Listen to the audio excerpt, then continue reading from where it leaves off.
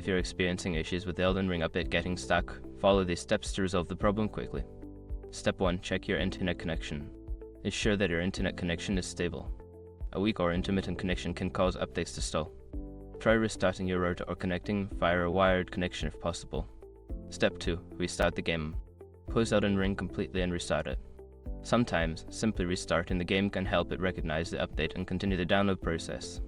Step 3. Clear cache. For console players, clearing the cache can help. Power off your console, unplug it for a few minutes, then plug it back in and turn it on. For PC users, you can clear the cache through the game launcher. Step 4. Check for system updates. Make sure your gaming system or PC is up to date.